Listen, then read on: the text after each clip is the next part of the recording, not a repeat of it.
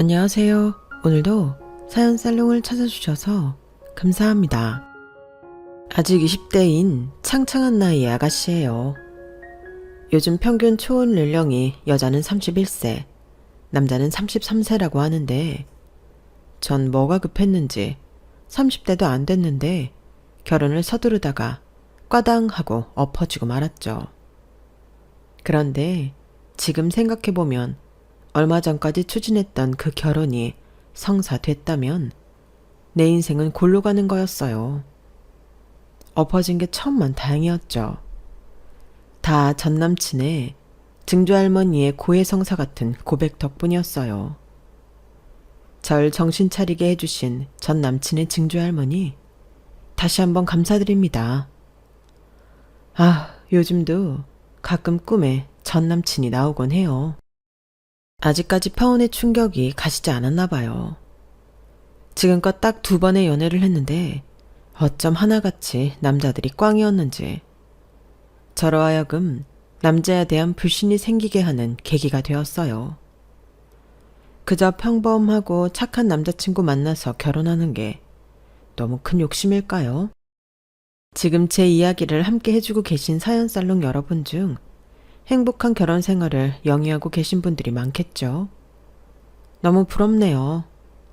착한 남편 만나서 토끼 같은 자식 낳고 알콩달콩 사시는 인생 선배님들, 저한테 꿀팁 좀 전수해 주세요.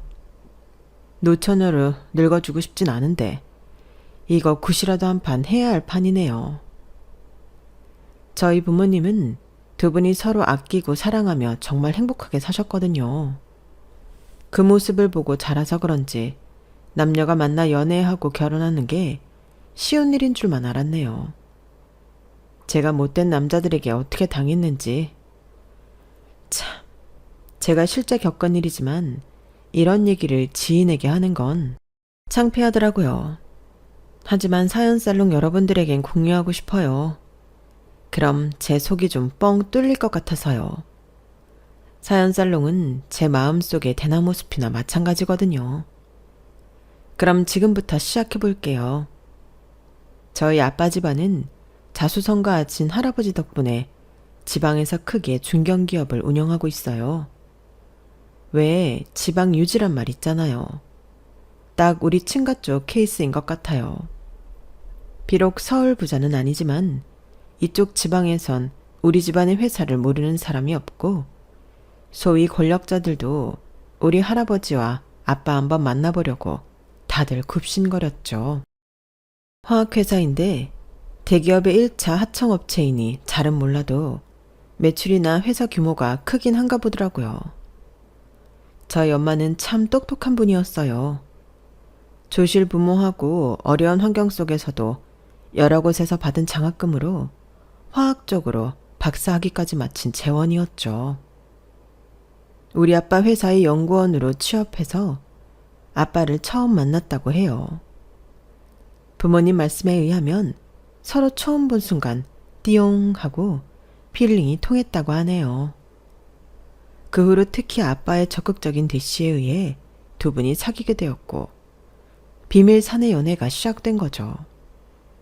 할아버지는 자수성가한 분답게 모든 일에 철두철미하고 호랑이같이 무서운 분이었어요.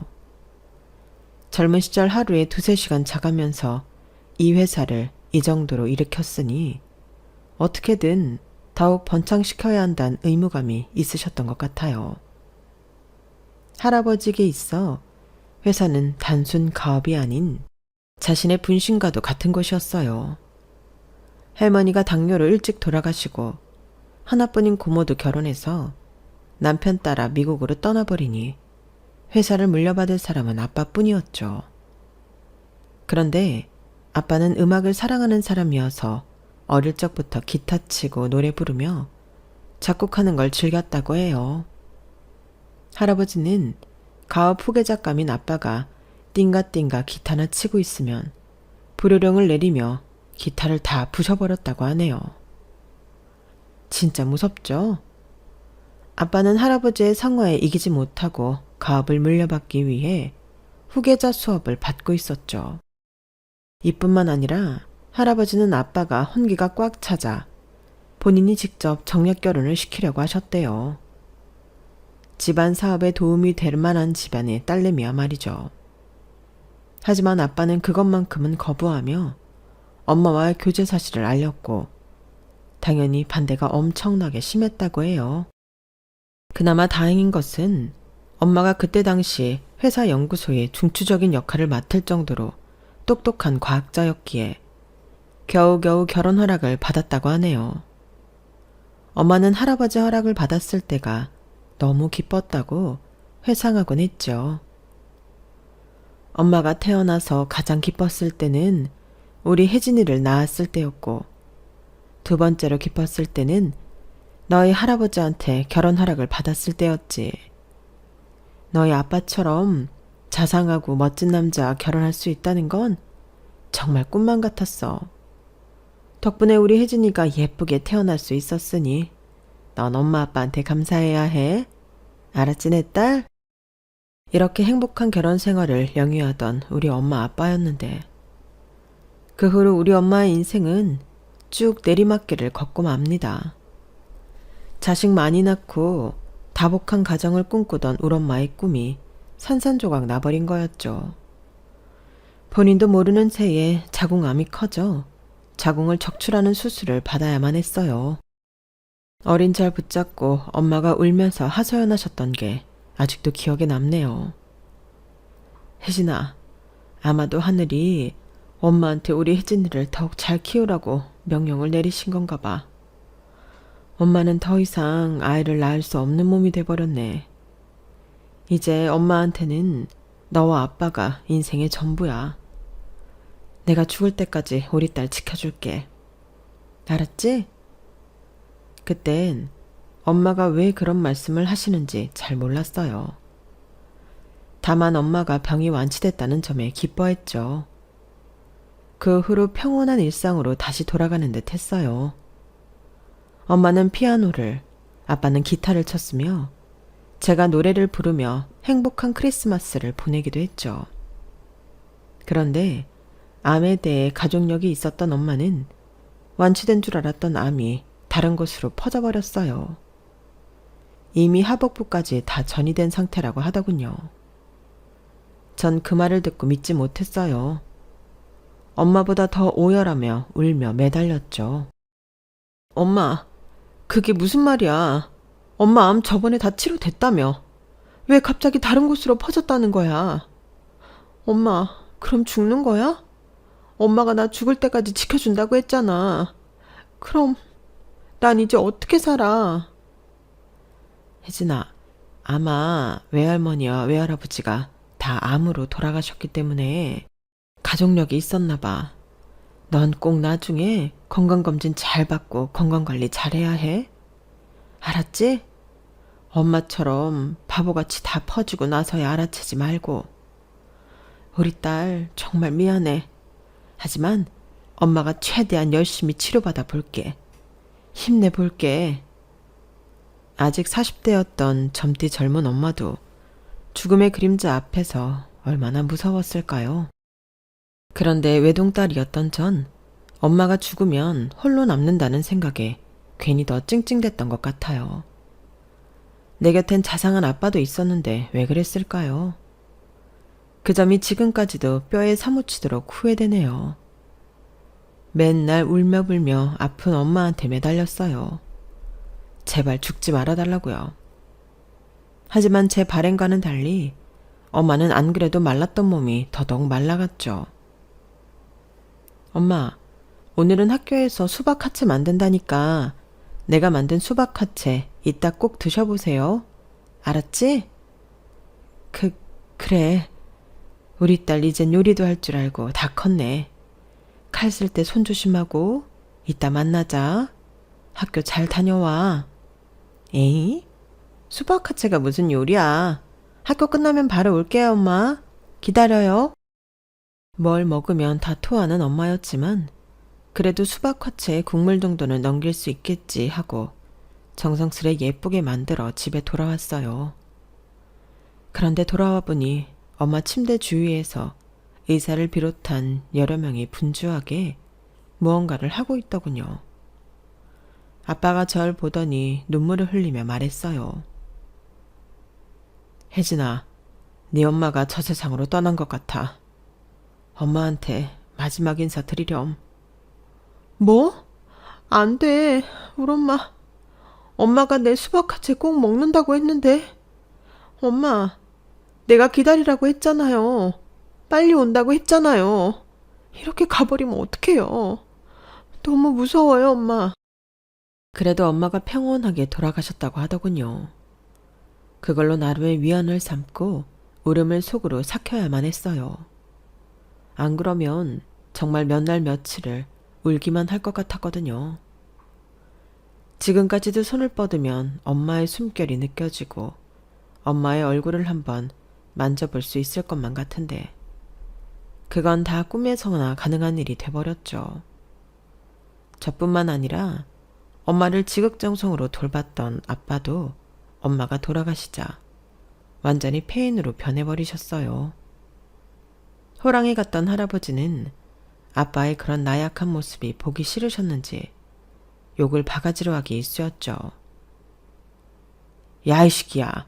사내 새끼가 저렇게 나약해 빠져가지고는 애 엄마 하나 죽었다고 세상이 무너지더냐.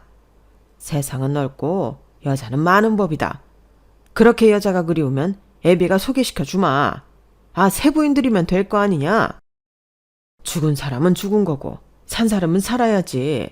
너까지 식음을 좀 패면 어떡해. 내가 이 회사를 운영해 봐야 얼마나 더 할 수 있겠냐. 나도 늙었으니 그나마 젊은 네가 젖먹던 힘까지 짜내서 회사를 돌보듯 시원찮을 판에 정녕 이 회사가 다 망하는 꼴을 보고 싶은 게냐? 얼른 일어나서 일터로 나가 이놈아. 엄마와의 결혼을 허락받을 때 빼고는 늘 할아버지의 말씀에 네네 했던 아빠는 그날만큼은 못 참고 대들더군요. 아빠의 그런 모습을 처음 봤더랬죠. 아버지, 혜진 엄마가 죽은 걸 그렇게 쉽게 말씀하십니까? 아버지 며느리가 죽은 거예요. 내 생명 같던 가족이 죽었다고요. 저 이제 사업에서 손 뗄렵니다. 이 회사 다른 사람 손에 주든지 말든지 마음대로 하세요. 뭐야? 저놈이... 그런데 할아버지가 갑자기 심장을 부여잡고 쓰러지시는 게 아니겠어요? 저와 아빠는 너무 놀라서 얼른 119를 부르고 심폐소생술이며 뭐며 할 수 있는 건 다 해봤어요. 하지만 중환자실에서 일주일 정도 계시던 할아버지는 결국 돌아가시고 말았죠. 엄마가 하늘나라로 간 지 한 달 만에 할아버지가 돌아가신 거였어요. 천하를 호령할 것만 같던 무서운 할아버지가 그렇게 허무하게 돌아가시다니 인생 무상이었죠. 아빠는 본인이 할아버지한테 대들어서 그 충격으로 심장마비에 걸려 결국 돌아가시게 했다는 죄책감에 사로잡혔어요. 하지만 할아버지의 장례식을 마친 후 아빠의 눈빛이 완전히 돌변해 있었죠. 혜진아, 이제 아빠가 이 회사를 혼자 맡아 꾸려가야 하니 일에 최대한 매진해야겠구나. 너에게는 유모와 가정교사가 있으니 아빠가 회사 일에 집중해도 되겠지? 더 필요한 게 있으면 꼭 아빠한테 말하고. 알았지? 네, 알았어요, 아빠. 나도 열심히 생활할게요. 걱정 마세요. 그렇게 아빠와 저는 각자의 자리에서 전의를 불태우며 열심히 생활했어요. 덕분에 아빠의 회사도 회장이었던 할아버지의 부재에도 불구하고 걸림돌 없이 잘 운영되었고 저도 공부를 열심히 해서 엄마와 같은 화학자가 되기 위해 과학 관련 학과에 진학할 수 있었어요. 서울로도 갈 수 있었지만 이 지역을 떠나기 싫었기에 4년 전액 장학금을 받고 집에서 다닐 수 있는 국립대를 선택했죠. 나중에 제가 우리 가업을 물려받아 운영하게 될 수도 있다는 전제하에 정말 책임감을 가지고 공부하고 올바르게 생활했던 것 같아요. 간혹 길거리에서 번호 좀 달라며 따라오는 남자도 있었지만 대학생 나이에 남자친구를 사귀고 싶진 않았어요.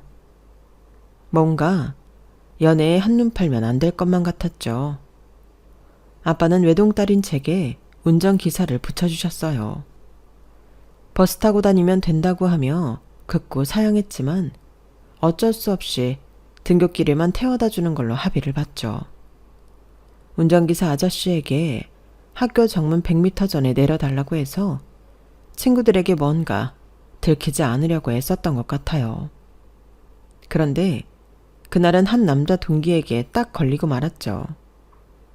뭐 딱히 비밀도 아니었기에 수다쟁이 남자 동기가 물어보는 대로 다 털어놓았어요.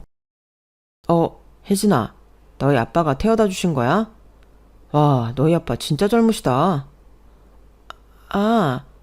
아니, 우리 아빠 아니고 그냥 운전기사 아저씨야. 운전기사? 야, 너희 집 진짜 잘 사나 보다. 운전기사까지 두고. 아빠는 뭐 하셔? 할아버지 가업 이어받아서 사업하시지. 우리 대학 장학금 있지? 우리 회사에서 지급하는 거야. 나 그 회사 알아. 거기 꽤 큰 회사 아니야? 이야, 너 외동딸이라며. 완전히 공주님이었네? 몰라 봬서 죄송합니다요. 무슨 공주야. 됐어. 내가 외동딸이니까 나중에 가업 물려받기 위해 열심히 공부하고 경영수업 받아야지 뭐. 사업을 지속한다는 게 보통 힘든 일이 아니더라고. 그렇게 별 의미 없이 남자 동기와 사적인 이야기를 나누었고 그 일로 인해 큰 후폭풍이 있을 줄은 꿈에도 몰랐죠. 평범해 보였던 김송철이라는 그 남자 동기는 그 후로 제게 집착하기 시작했어요. 아마 돈 좀 있어 보이니 달려든 것 같더군요. 그냥 집착한 게 아니라 우리가 사귄다고 허위 사실을 마구 퍼뜨리고 다녔어요. 어느 순간부터 만나는 사람마다 제게 물었죠. 어머 기집애, 너 언제 송철이랑 CC가 된 거야? 심지어 결혼까지 약속한 사이라며? 벌써 갈 때까지 간 거야? 아무튼 축하해. 우리도 나이가 아직 이르긴 하지만 결혼 날짜라도 잡으면 얘기해. 뭐? 결혼? 그게 무슨 소리야. 나 김송철이랑 사귀지도 않는데 누가 그런 소문을 퍼뜨리고 다니는 거야? 어머 진짜? 송철이가 그러던데 너희 집 사위돼서 가업 물려받을 예정이라고? 그리고 왜 말 안 했어? 난 네가 하도 알뜰하게 생활하길래 그렇게 부잣집 딸인 줄 몰랐네. 전 화가 나서 헛소문에 지런지인 송철이에게 따져 물었죠.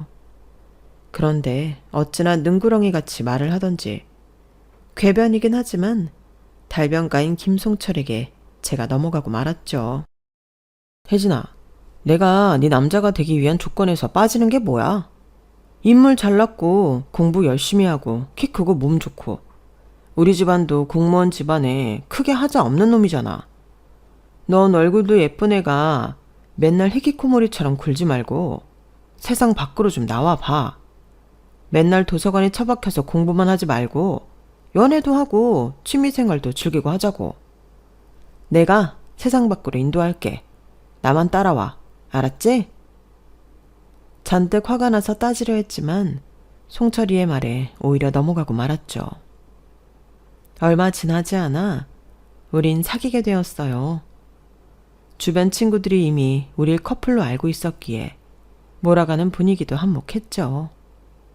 누군가가 제게 공도제답해주며 엄마처럼 하나부터 열까지 다 챙겨주니 좋긴 하더군요.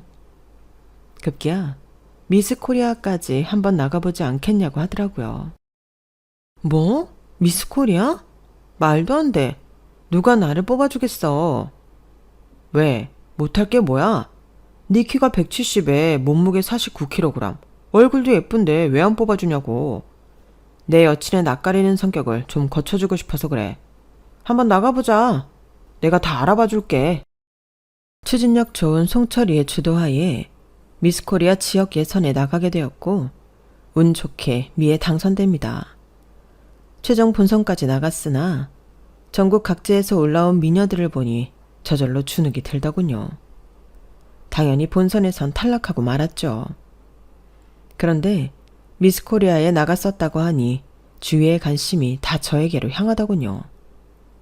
부담스러웠지만 캠퍼스 내에서 모르는 사람도 제게 다가와 아는 척 해주니 신기하기도 했어요. 이런 상황이 잦아지자 송철이는 오히려 절 자꾸 남들과 차단시켜 드렸어요. 에이씨, 괜히 미스코리아 나가게 해서 다른 남자들이 널 쳐다보잖아. 이러다 너 바람나는 거 아냐? 앞으로 내가 철저히 막아야겠어. 그저 대수롭지 않게 넘겼지만 그의 말은 바로 행동으로 표출되었어요. 저의 일거수일투족을 다 감시하며 만나는 친구들까지 차단하려 들더군요. 마치 스토커 같기도 하고 의처증 환자 같기도 했어요. 데이트 폭력이 내게 일어날 줄은 꿈에도 몰랐는데 송철이는 점점 폭력적으로 변해갔죠. 그의 막장 행동은 군대에 입대할 날짜가 오자 더더욱 극에 달했어요. 전 무서워서 이제 그만 만나자고 했죠. 군에서 날 잊기를 바라는 마음에서 말이죠. 뭐? 헤어지자고? 지금 그게 네 입에서 나올 소리야? 나 군대 입대할 날짜가 다가오니 다른 남자들이 눈에 보이대? 딴 남자랑 놀아날 생각에 아주 가슴이 벌렁벌렁 하나 보지? 그럴 순 없지. 내가 널 왜 놔줘? 그럴 일은 없을 거야. 나한테서 벗어날 생각은 애시당초 접어두라고. 이제 송철이는 더 이상 남친이 아니라 피할 대상이었어요. 군입대 전날 머리를 벅벅 밀고 우리 집 앞에서 내 팔을 있는 힘껏 붙잡고는 놓아주지 않는 모습을 아빠가 목격하게 됐죠. 아빠는 바로 송철이의 멱살을 잡으며 얘기했어요. 어이, 지금 내 딸한테 뭐 하는 거야? 너 뭐 하는 자식이야? 송철이도 덩치 큰 우리 아빠한테는 꼼짝 못하더군요. 죄송합니다, 아버님. 내일 군대에 가야 하는데 혜진이가 이별을 고하길래 화가 나서 그만. 제가 혜진이 많이 사랑하는 남자친구입니다. 목숨 다하는 날까지 혜진이와 함께 살고 싶어요. 우리 결혼 허락해주세요. 아빠, 얘 더 이상 남자친구 아니에요. 날 괴롭히는 스토커라고요. 그만 집에 들어가요. 야, 김송철, 이제 그만 날 놔줘. 군대나 가버리라고. 전 아빠가 더 흥분할까봐 집에 모시고 들어왔어요. 소파에 앉아서 그동안 있었던 일들을 낱낱이 다 말씀드렸죠. 혜진아, 그런 위험한 놈이 주변에 있었으면 아빠한테 진작 얘기했어야지. 아빠가 사업에 미쳐서 우리 딸이 어떻게 생활하고 있는지도 제대로 몰랐구나. 정말 미안하다. 아빠가 내일부터 24시간 경호원 붙여줄게. 그럼 안전할 거야. 그 소리를 듣고는 우리 집에서 가사도우미로 일하게 된 지 얼마 안 된 장순재 아주머니가 한 말씀 하시더군요. 회장님, 경호원 구하신다고요? 우리 아들이 경호원 팀장으로 일한 지 꽤 됐는데 저희 아들을 따님한테 한번 붙여드릴까요? 아, 그래요? 그거 잘 됐네요. 내일부터 24시간 우리 딸 경호 좀 부탁합니다. 내가 급여는 아주 잘 쳐드릴 테니 우리 딸 안전하게만 지켜주세요. 그렇게 가사도우미인 장순자 아줌마의 아들에게 경호를 받게 되었어요. 평소에 이모님이라 부르던 가사도우미 아줌마의 아들은 자기 엄마 얼굴을 쏙 빼닮았더군요. 그런데 키가 한 190은 넘어 보였어요. 경호원답게 차가운 인상이었지만 정말 친절하고 젠틀했죠. 처음 몇 달간은 사적인 대화는 일치하지 않았어요. 그런데 거의 24시간 붙어 다니는데 대화도 안 하는 게 오히려 불편하더라고요. 팀장님, 나이가 좀 있으신 것 같은데 아이들은 몇 살이에요? 네? 이래봬도 저 아직 미혼입니다. 아이도 없습니다. 아, 그러셨구나. 제가 실례했네요. 날도 더운데 팥빙수 한 그릇 먹고 그만 퇴근하세요. 이제 금송철 그놈도 군대에 있으니 맘대로 접근하지 못하는 것 같아요. 덩치 큰 울아빠가 불효령을 내렸으니 무서워서 못 오겠죠 뭐. 아닙니다. 고객님 댁까지 모셔다 드리고 퇴근하도록 하겠습니다. 그런데 팥빙수는 저도 먹고 싶긴 하네요. 양복 입으니 워낙 더워서 말이죠.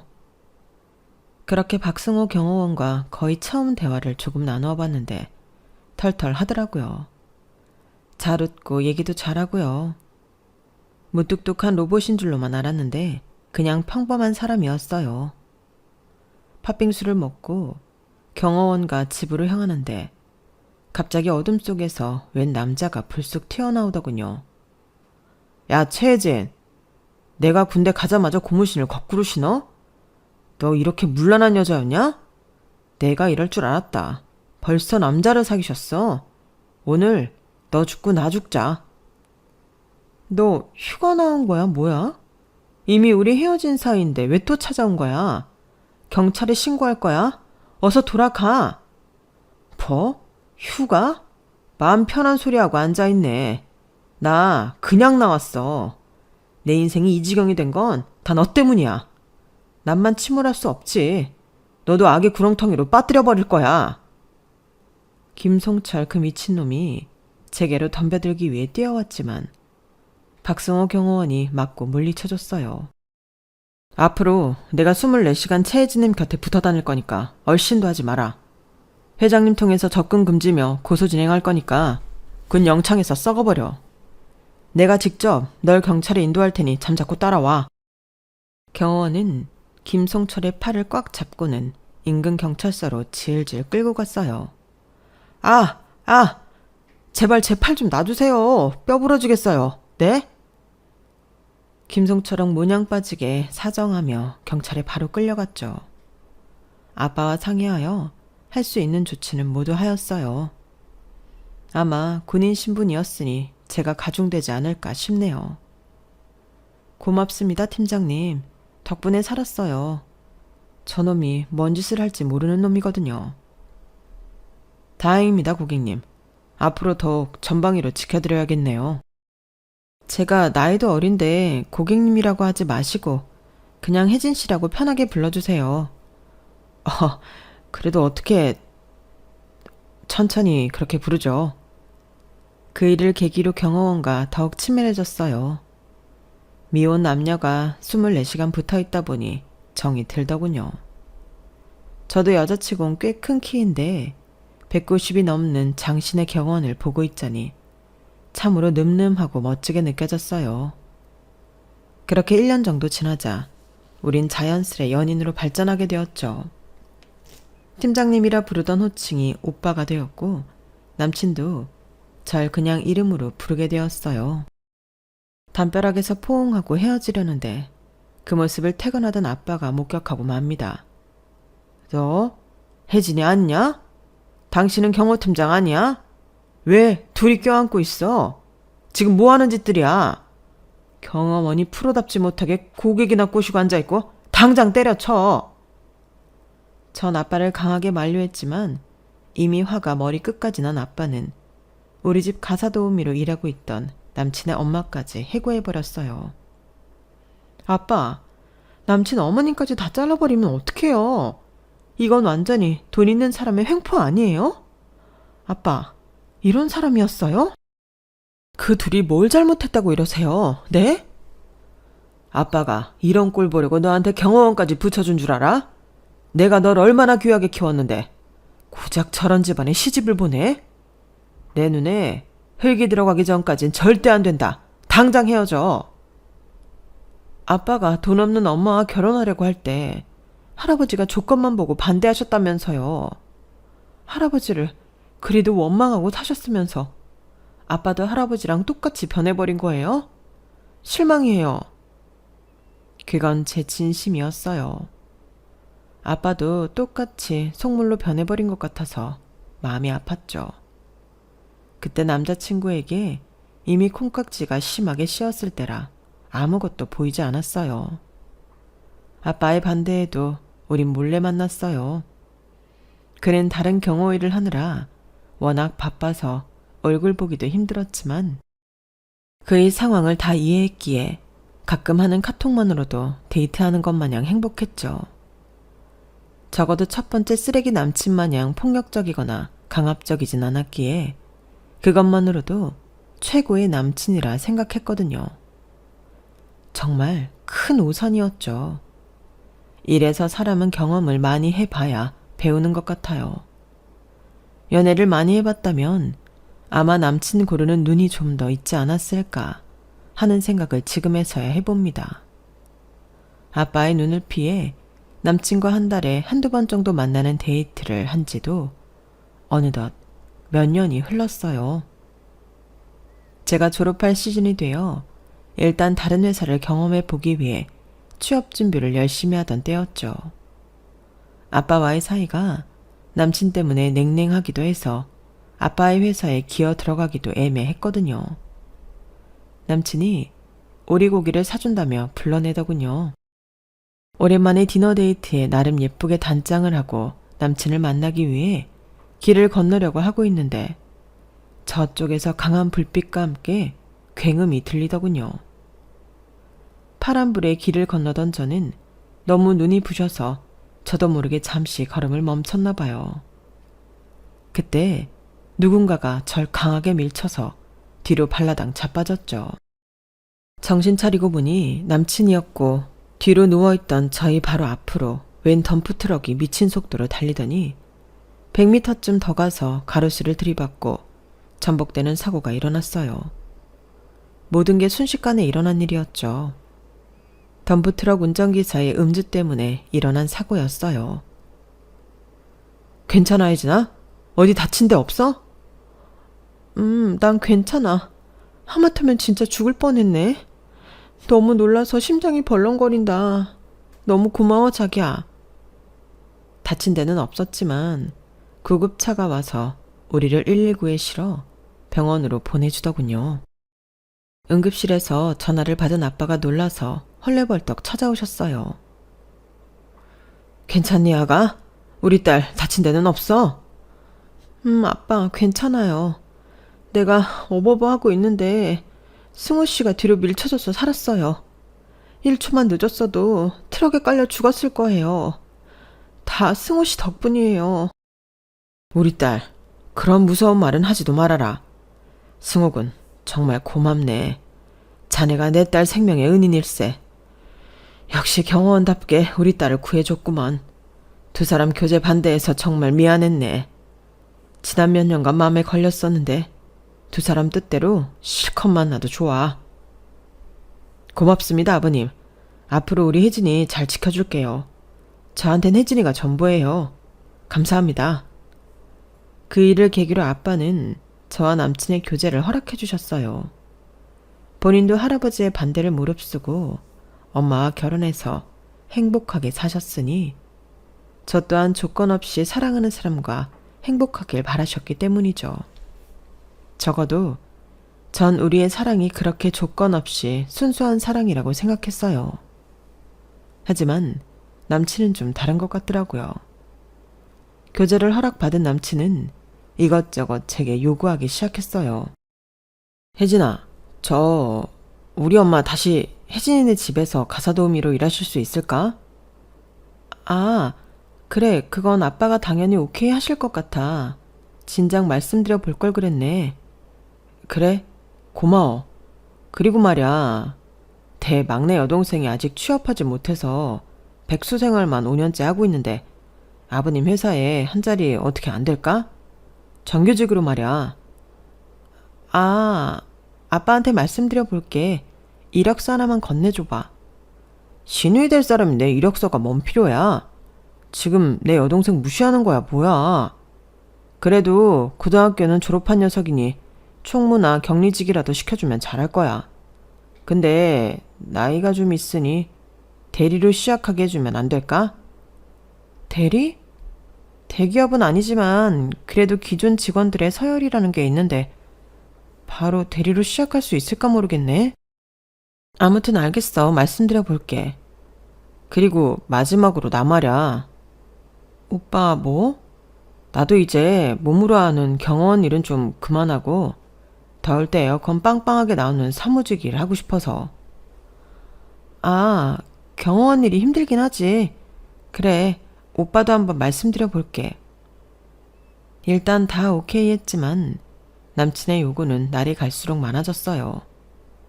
급기야 사촌 동생들까지 줄줄이 취업시켜달라며 취업 청탁을 하더군요. 다 해줄 수는 없었지만 웬만하면 다 들어주었죠. 암묵적으로 남친과 결혼 이야기까지 나누었던 터라 앞으로 남편이 될 사람이라 생각했기 때문이죠. 저로 인해 시댁 사람들이 좀 편하게 살 수 있다면 최대한 지원해주고픈 마음도 있었죠. 아빠에게 어렵게 얘기를 꺼냈는데 아빠는 흔쾌히 모든 요구를 들어주시며 오히려 남친에게 통 큰 제안을 하셨어요. 혜진아, 너 승호군하고 결혼까지 생각한다고 했지? 둘이 사랑한다면 더 미룰 게 뭐가 있니? 얼른 결혼 진행시키려무나. 그리고 네 목숨까지 구해준 든든한 사윗감인데 아빠가 못해줄 게 뭐가 있겠니? 안 그래도 우리 회사 차량들과 화학약품들 관리해줄 조그만 법인을 차리려고 했는데 승호군에게 법인 사장 직책 주면서 맡겨보지 뭐. 과학적 지식이 별로 필요하지 않은 직책이니 관리하는데 그리 어렵지 않을 거다. 아빠의 너무 뜻밖의 제안에 놀라우면서도 걱정이 앞섰어요. 다름 아닌 제 인생 걱정이었죠. 얼떨결에 결혼 얘기까지 꺼내고 나니 오히려 주변에서 이렇게 빨리 밀어붙일 줄은 몰랐거든요. 아직 20대인 지금 결혼까지 하는 게 맞는 건지 판단할 정신도 없었죠. 여튼 그 소식을 남친에게 전하자 뛸 듯이 기뻐하더군요. 대박, 나 이제 사장 되는 거야? 나도 더울 때 시원하게 일하고 추울 때 따뜻한 사무실에 있을 수 있는 거야? 게다가 사장이라니 꿈만 같아. 혜진아, 우리 당장 혼인신고부터 할까? 얼른 혜진이네 집 사위가 되고 싶어. 진정해 자기야. 난 좀 천천히 하고 싶어. 아직 30도 안 됐는데 이렇게 빨리 결혼하고 싶진 않아서 말이야. 하지만 그는 내 이야기는 귓등으로도 들리지 않나 보더군요. 우리 집에 인사 가자 혜진아. 당장 내일 모레 주말로 말씀드려 놓을게. 토요일 동트면 바로 찾아뵙자고. 알았지? 그래도 내게 공주 대접해주는 든든한 남친이니 결혼해도 괜찮을 것 같았어요. 그를 몇 년간 지켜보며 사랑하는 마음과 콩깍지도 씌인 상태였으니까요. 그렇게 결혼을 확정짓고 시댁에 말씀드리러 갔어요. 시댁에는 남친의 부모님과 증조할머니, 막내 여동생이 함께 살고 있더군요. 할머니는 이미 돌아가시고 100세가 넘는 증조할머니가 살아계시는 게 신기했어요. 매우 좁고 누추한 집이었지만 이미 시댁 형편을 알고 있었기에 저에겐 별로 상관없었죠. 남친의 엄마는 저희 집에서 가사 도우미 일을 하셨던 터라 이미 잘 알고 있었죠. 항상 저한테 아가씨라고 부르던 남친 엄마는 이제 결혼이 확정됐다고 하니 며느리야 라고 부르시더군요. 며느리야, 내가 이제 말라도 되지? 아, 지금에서야 말인데 우리 훌륭한 아들이 뭐 어디가 어떻다고? 니네 아빠는 몇 년을 반대했다니? 우리 아들처럼 잘생기고 키 크고 착한 애가 어딨다고 말이야. 내가 속으로 얼마나 욕했는지 몰라. 허. 죄송해요 어머님. 저희 아버지가 그땐 승우 씨의 사람 됨됨이를 잘 모르시고 그러셨던 것 같아요. 이제 결혼하고 나면 제가 대신 잘할게요. 그동안 서운하셨던 거 다 푸세요. 다 풀려면 맨입으로는 안 되지. 니네 집 얼마나 잘 사는지 돈이 얼마나 많은지 내가 잘 알고 있으니 섭섭찮게 생활비 좀 주려무나. 내가 이제 사돈인데 더 이상 니네 친정집에서 파출부로 일할 수는 없는 노릇이니 내 일당이랑 우리 식구들 생활비며 뭐며 매달 한 2천만 원씩 계좌로 쏴주면 좋겠다. 그 옆에서 듣고 있던 남친의 아빠가 자기 와이프를 나무라며 보태더군요. 아유, 무슨 2천만 원이야. 딱 절반으로 잘라서 1,000만 원이면 우리 집 식구들 생활비하고도 남지. 부잣집 며느리들이니 이렇게도 좋구나. 며느리야, 네가 이제 우리 집 돈줄이다. 돈줄이야. 옆에서 자기 부모를 말리던 남친의 말이 더 가관이었죠. 아우, 엄마 아빠. 장인어른이 나한테 무려 법인 사장 자리를 맡겼어. 이제 내가 사장 됐으니 여기 식구들 생활비는 몇 천이든 내가 될 테니 걱정 말아요. 혜진이한테 부탁할 필요도 없다니까. 전 다 포기한 듯 예비 시댁 식구들에게 말했어요. 그래요. 이 사람이 말씀드린 것처럼 앞으론 결혼 후에 돈 얘기는 이 사람이랑 나누세요. 전 상관 않고 있을게요.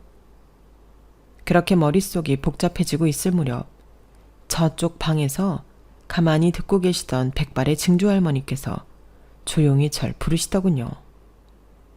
귀가 어둡다던 증조할머니께 가까이 가서 인사드릴 겸 혼자 조용히 할머니 방으로 건너갔죠.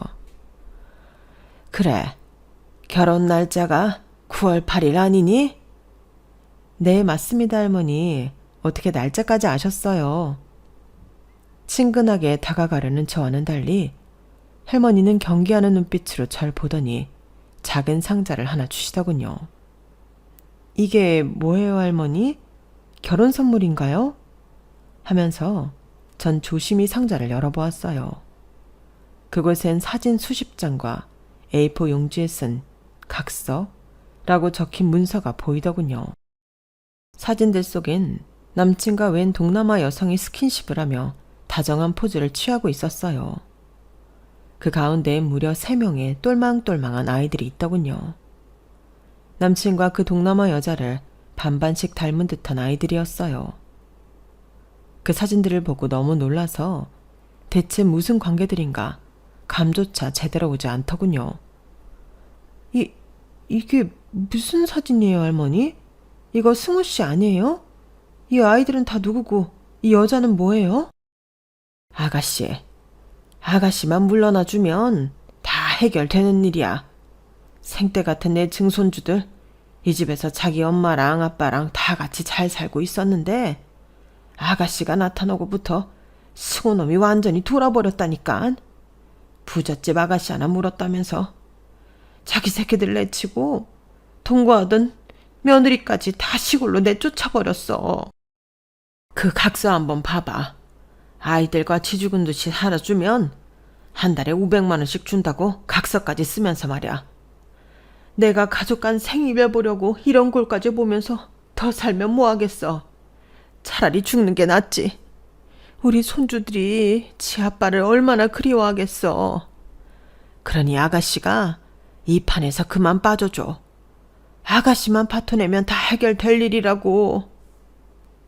전 부들부들 떨리는 손으로 그 상자를 들고 거실에서 희희낙낙하고 있는 남친 부모님과 남친을 향해 가서 던져버렸어요.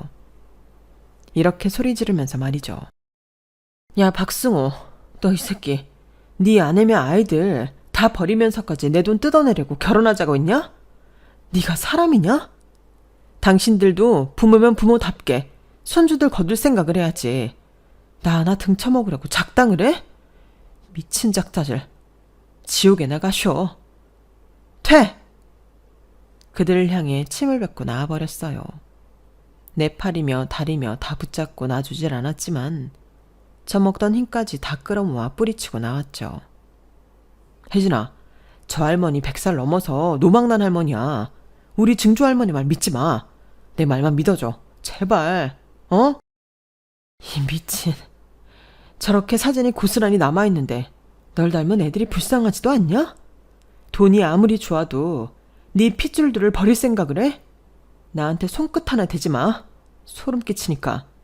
이 결혼 없던 걸로 해. 우리 아빠 회사에서 일하고 있는 니네 여동생이며 친척들 다 해고야. 안 돼, 혜진아. 나 사장시켜준다고 했잖아. 장인어른한테는 아직 얘기 안 했지. 제발 한 번만 살려줘. 자기야, 우리 가족들은 자기 없으면 다 죽어. 나 만나기 전엔 그럼 어떻게 살았냐, 이 새끼야. 내가 만만한 호구로 보이냐? 당장 꺼져. 그렇게 쌍욕을 퍼붓고는 결혼이고 뭐고 다 파토내고 나와버렸어요. 엉엉 울면서 택시를 잡아타고 집으로 향했죠. 아빠한테는 도저히 뵐 면목이 없어서 전화로 모든 사실을 전했고요. 그렇게 저희 결혼 소동은 비극적으로 마무리되었네요. 그래도 결혼식 전에 이렇게 파토낸 게 얼마나 다행인가요. 그대로 그 거지 사기꾼 소굴로 들어갔다면 전 지상 최대의 호구가 되어 있겠죠. 100살 넘으신 증조할머니께 감사할 따름입니다. 당연히 증조할머니는 그 집에서 좋은 대접을 받을 리가 없었죠. 제가 아빠께 말씀드려 따로 요양원에 모시고 있습니다. 그 집 식구들은 신경도 쓰지 않더군요. 참, 사람 같지도 않은 사람을 왜 그렇게 사랑했을까요? 여기까지가 얼마 전까지의 제 상황이었네요. 나름 파란만장한 인생을 살아왔죠. 아무튼 당분간은 남자 생각 않고 아빠 회사에서 쥐 죽은 듯이 일을 배워야 할 것 같습니다. 앞으로 남자 트라우마가 생길 것 같아요. 인생 선배님들, 세상은 넓고 좋은 남자도 많긴 한 거겠죠. 나중에 한 5, 6년 뒤쯤 착하디 착한 남자가 나타나기를 간절히 바라봅니다. 다 같이 기원해 주세요. 건강하시고요. 복 받으세요. 지금까지 저희 한풀이 들어주셔서 감사합니다. 여러분, 사연 댓글에 응원과 현명한 조언 부탁드려요. 좋아요와 구독은 저에게 큰 힘이 됩니다. 오늘도 좋은 일 가득하세요.